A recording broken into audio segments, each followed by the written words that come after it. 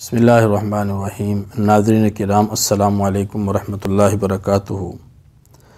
اگر کسی کی کوئی چیز گم ہو جائے یا کوئی آدمی کسی ناجائز مقدمے میں پھنس جائے اور اسے قید ہو جائے، جیل میں چلا جائے، تو ایسی صورتوں میں نبی کریم صلی اللہ علیہ وسلم نے ایک عمل بتایا ہے۔ کسی بھی عمل کو کرنے سے پہلے اگر وہ واقعہ ذہن نشین کر لیا جائے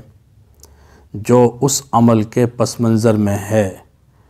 تو اس واقعے کو یاد کر کے اس کا استحضار کر کے عمل کرنا آسان ہو جاتا ہے اور عمل کا یقین بھی دل میں بیٹھ جاتا ہے، اور اللہ رب العزت کی طرف سے اس میں مدد اور نصرت بھی آ جاتی ہے۔ اس لیے جب بھی کوئی وظیفہ کریں، کوئی عمل کریں، کوئی ورد کریں، تو پہلے یہ دیکھیں کہ نبی کریم صلی اللہ علیہ وسلم نے اس کی کیا فضیلت بیان فرمائی ہے، یا اس کا شان ورود کیا ہے کہ کس واقعے کے پس منظر میں یہ وظیفہ، یہ عمل بتایا گیا۔ حضور صلی اللہ علیہ وسلم کے پاس ایک صحابی آئے اور کہنے لگے جی میرا بیٹا قید میں ہے، جیل میں چلا گیا ہے، دشمن کی اس میں پھنس گیا ہے۔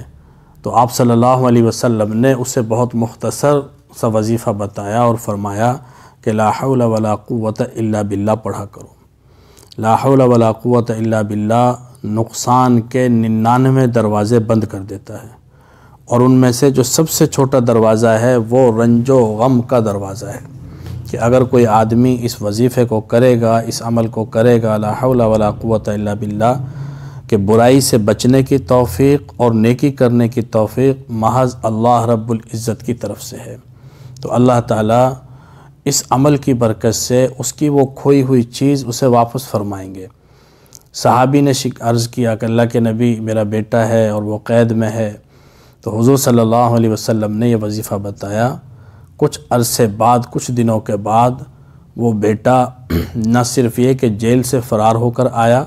بلکہ دشمن کا بہت سارا مال غنیمت بھی ساتھ لے آیا۔ دروازہ کھٹکھٹایا، آواز دی،